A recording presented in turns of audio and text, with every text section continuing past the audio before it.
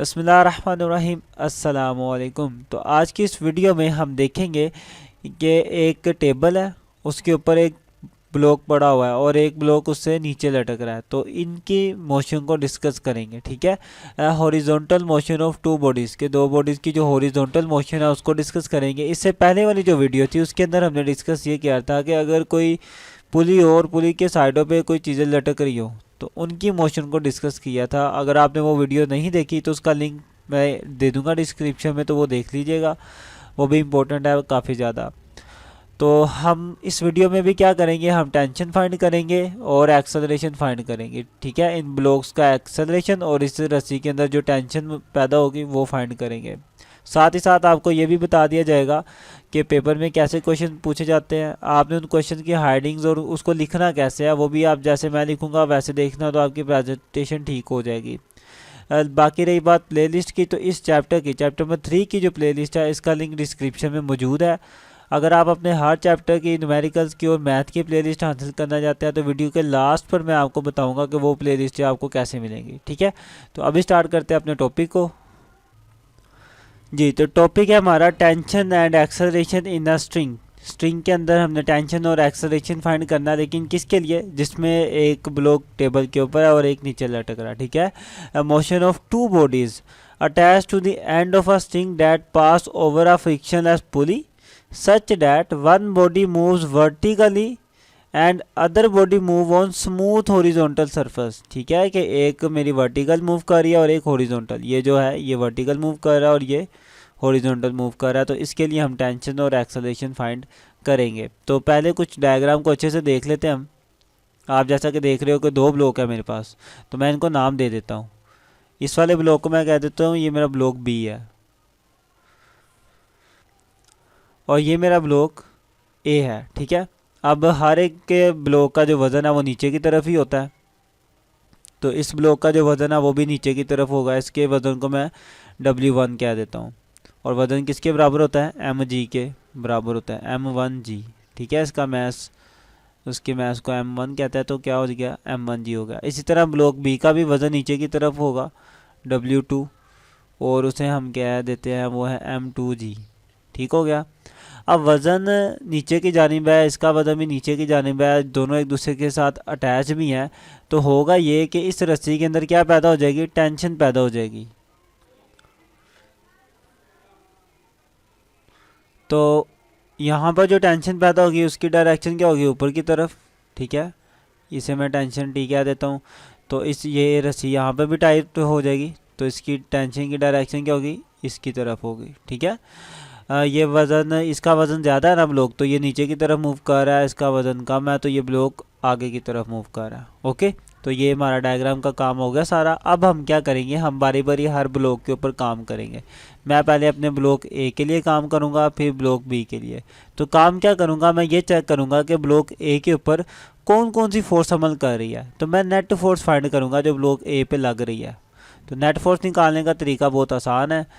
तो जो ब्लॉक ए पर नेट फोर्स लग रही है उसे मैं कह देता हूँ F1। और नेट फोर्स निकालने का तरीका ये है कि जब दो फोर्सेस की डायरेक्शन ऑपोजिट हो, जैसा कि यहाँ पर टेंशन और वज़न की डायरेक्शन क्या है, ऑपोजिट है, तो आप बड़ी वाली में से छोटी वाली को क्या कर देते हो, माइनस कर देते हो। तो इस तरीके से नेट फोर्स निकालते हैं ऑपोजिट डायरेक्शन वाली फोर्सेस की। अब इसके ऊपर दो फोर्सेस अमल कर रही है, एक तो ये वज़न कर रहा है नीचे की तरफ और दूसरी ये टेंशन कर रही है ऊपर की तरफ। अब देखिए ब्लॉक जा कहाँ पे रहा है, ब्लॉक नीचे की तरफ जा रहा है ना, तो डेफिनेटली इसका वज़न ज़्यादा था इसलिए ये नीचे जा रहा है। तो कौन सी फोर्स ज़्यादा होगी, वज़न वाली फोर्स ज़्यादा होगी और टेंशन वाली कम होगी, ठीक है। तो ज़्यादा फोर्स मेरी वज़न वाली है और कम फोर्स मेरी टेंशन है। तो मैं फिर नेट फोर्स कैसे निकालूंगा, ज़्यादा वाली में से कम वाली को माइनस करके। तो ज़्यादा वाली में से कम वाली को माइनस करना, ज़्यादा वाली मेरी वज़न थी तो इसमें से माइनस कर दिया मैंने कम वाली फोर्स को, कम वाली मेरी टेंशन थी, ठीक है। अब मैं वज़न का फॉर्मूला लिख दूँ यहाँ पे, W किसके बराबर है, m1g के, तो W की जगह आ गया m1g माइनस टी मेरा एज इट इज़, ये हो गया मेरा F1। अब न्यूटन के सेकंड लॉ के मुताबिक फोर्स किसके इक्वल होती है, ma के इक्वल होती है। तो यहाँ पर फिर फोर्स का फॉर्मूला किस तरह बनेगा, वो बनेगा m1a, कुछ इस तरीके से बन जाएगा m1a, ठीक है, इज इक्वल टू इस साइड पे क्या था मेरे पास m1g था माइनस टी था। तो इसे मैं अपनी इक्वेशन नंबर 1 कह देता हूँ। अब यही काम मैं अपने ब्लॉक बी के लिए करूँगा। अब सारा काम मैंने ब्लॉक बी के लिए करना है। मैं चेक करता हूँ कि ब्लॉक बी पर कितनी नेट फोर्स अमल कर रही है। तो लिख देते हैं हम net force acting on B. तो जो बी पर फोर्स अमल कर रही है उसे मैं कह देता हूँ F2, ठीक है, वो उसे मैं कह देता हूँ F2। अब अगर आप गौर करें बी के ऊपर, तो बी के ऊपर बेसिकली 3 फोर्सेस अमल कर रही हैं। एक ये वज़न अमल कर रहा है, एक ये वाली टेंशन अमल कर रही है, और एक और चीज़ है जो इसके ऊपर अमल कर रही है। देखें वज़न के ऑपोजिट डायरेक्शन में क्या चीज़ होती है, वो होती है रिएक्शन। जैसे कि हर एक्शन का एक रिएक्शन होता है। तो वज़न नीचे की तरफ हो गया तो वज़न का रिएक्शन क्या होगा, ऊपर की तरफ होगा ना। टेबल भी तो फोर्स लगाएगा इसके ऊपर, ये टेबल भी इस ब्लॉक के ऊपर फोर्स लगाएगा। तो जितना वज़न होगा उतना ही रिएक्शन होगा, उतनी ही फोर्स ये टेबल लगाएगा। तो दोनों एक दूसरे को क्या कर देंगे, कैंसिल कर देंगे। तो सिर्फ मेरे पास बच क्या, मेरे पास सिर्फ और सिर्फ मेरी टेंशन बच गई। तो इसका मतलब ये हुआ कि इस ब्लॉक के ऊपर अब सिर्फ कौन सी फोर्स अमल कर रही है, टेंशन वाली फोर्स अमल कर रही है। बाकी ये दोनों तो आपस में ही कैंसिल हो जाएंगी, ठीक है। तो F2 मेरी क्या होगी, फिर नेट फोर्स इस पर कौन कौन सी अमल कर रही है, सिर्फ और सिर्फ टेंशन। तो F2 मेरी किसकी इक्वल आ जाएगी, टेंशन की इक्वल आ जाएगी। अब यहाँ पर भी मैं न्यूटन का दूसरा कानून लगाता हूँ। उसके मुताबिक फोर्स किसकी इक्वल होती है, एम ए के इक्वल होती है। तो ये वाली फोर्स भी किसकी इक्वल हो गई, ये वाली फोर्स, ये भी मेरी इक्वल होगी M2A के। इज इक्वल टू इधर क्या आ गया मेरे पास, टेंशन आ गई। तो ले जी, ये मेरी इक्वेशन नंबर 2 हो गई। तो मेरी बी के ऊपर जो नेट फोर्स अमल करी है वो ये है, और जो ए के ऊपर करी है वो ये है। बस ये 2 काम करने हैं आपने।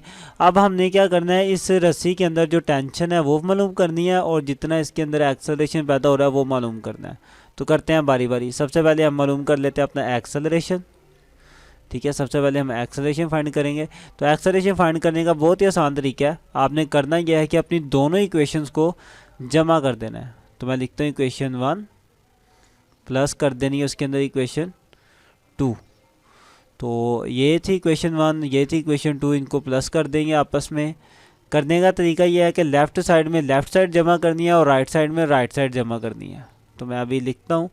तो M1A इसके अंदर क्या जमा करूँगा, अब इसके अंदर मैं क्या जमा करूँगा, ये जमा करूँगा, ठीक है।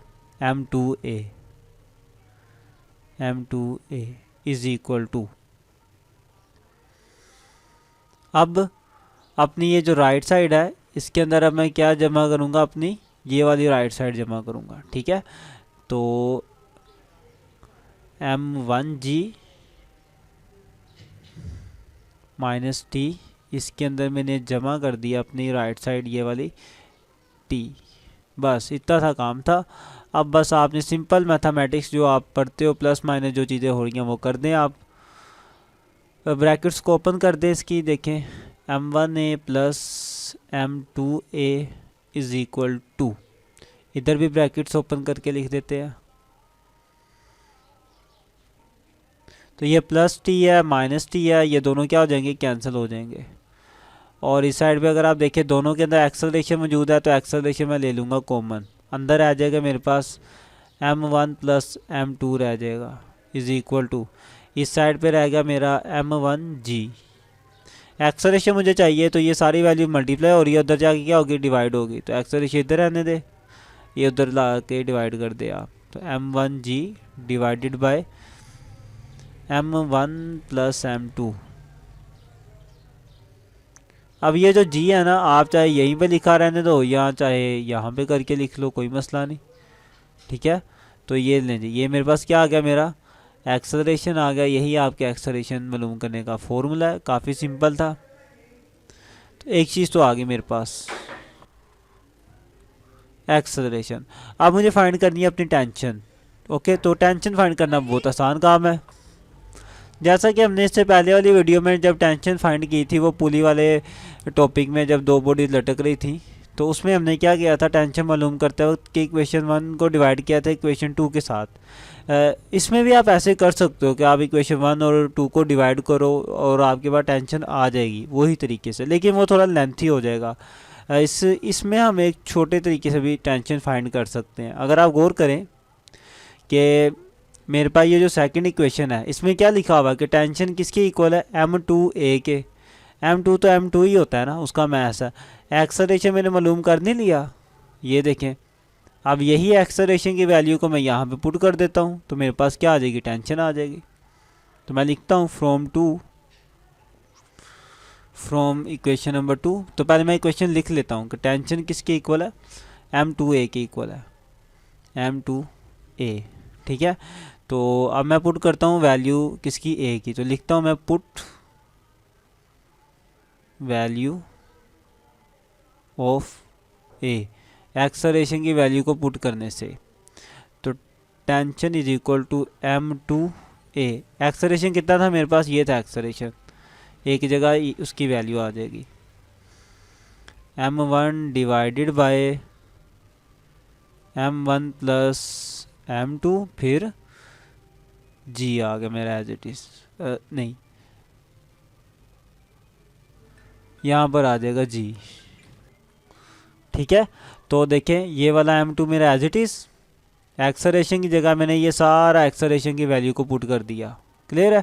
अब बस यूं कर लें आप कि m2 बाहर है, इसको अंदर जाके मल्टीप्लाई करवा दें m1 के साथ। तो m1 multiply m2 divided by क्या हो जाएगा, m1 प्लस m2, ये वाला g मेरा एज इट इज़।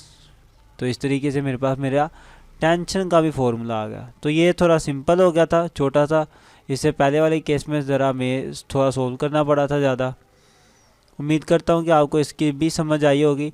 अगर आपके माइंड में कहीं पे कोई मसला हो, कोई इशू चल रहा हो, मतलब इस क्वेश्चन के लिहाज से कोई सवाल हो आपके माइंड में, तो आप मुझे कमेंट कर सकते हैं, मैं इंशाल्लाह उनके रिप्लाई भी करूँगा। वीडियो अच्छी लगे तो आपने इसको शेयर लाजमी करना है, ठीक है, और कमेंट में मुझे बताना भी है, लाइक भी करना है।